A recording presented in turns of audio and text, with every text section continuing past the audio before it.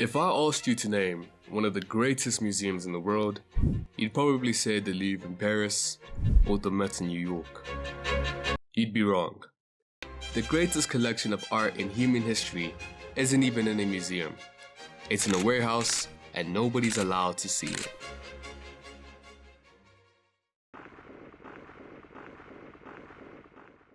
Welcome to Geneva, Switzerland, home to great chocolate, expensive watches, and this ugly grey complex next to the train tracks. It's called a free port. But what is a free port?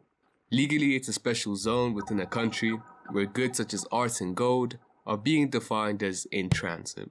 That means even though the object is physically sitting right here, legally it's nowhere.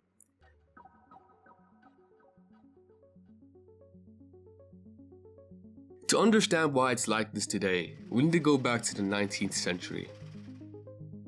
Switzerland is a landlocked country. Traversing the Alps to import food was difficult and expensive. The railways were barely developed, so they started the free port. It was a government-backed storage facility used to store grains tax-free for farmers. This would heavily help Switzerland break the reliance on neighboring countries such as France or Germany. But somewhere along the way, the grain turned into gold.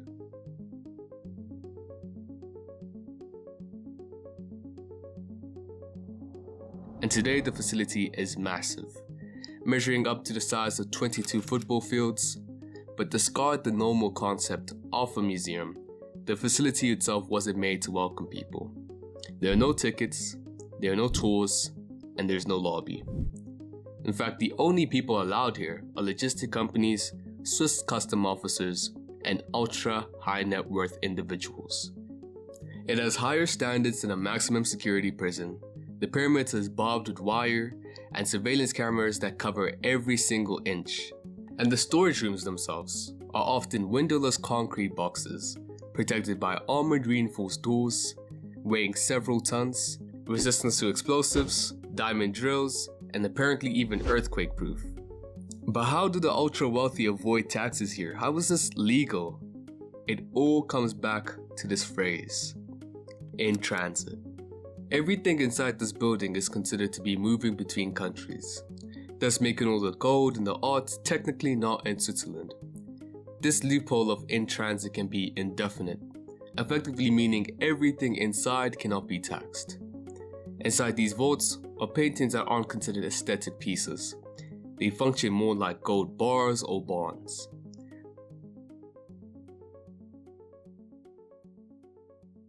But who helped build the system? Who's helping these billionaires hide their wealth? Meet the free port king, Yves Bouvier. To understand how this system was built, we need to understand him. He inherited a shipping company from his father, but then saw a bigger picture. He realized he could offer a service no one else could inside a legal tax haven, giving the ultra wealthy a way to retain more of their wealth, far from the pestering governments that want to tax them. But how did rich people even get in contact with them? Where did this all start? This is Tanya Rapport, a Bulgarian socialite who acted as a translator and a fixer who would help him coordinate art deals, totaling all the way up to $100 million. She would later on connect Bouvier to Dmitry Rybolovlev. For video purposes, I'm just going to call him Dmitry because I'm going to butcher his name. This connection is where Bouvier's big break came from. Since when Dmitry bought a Marc Chagall painting, it arrived without a certificate of authenticity. Dmitry was panicked and called the only person he thought could help him. Bouvier used these connections swiftly to produce a certificate, and by solving a problem that money couldn't fix, Bouvier earned Dmitry's absolute trust. He positioned himself not as a dealer, but as a fixer, a man that could navigate the art world on the billionaire's behalf. And for a decade, they had one of the most lucrative relationships in art history. Bouvier acted as Dmitry's exclusive agent, acquiring 38 masterpieces for a total of roughly $2 billion.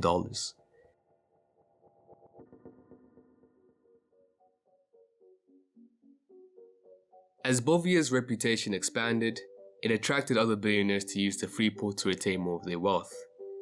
Estimates say between 3,000 to 4,500 Picasso pieces sit within the free port owned by the Lamard family.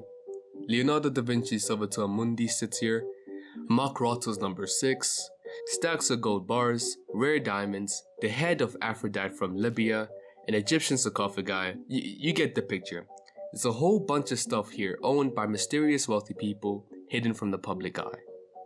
So, this building, this storage facility, which is actually neither of those things, acts more of a shadow bank for the ultra wealthy. In a normal world, if you have $100 million in the bank, the government watches you. The government knows. If you try to move it across a border, alarms go off. But this is silence. This shouldn't exist. But it does.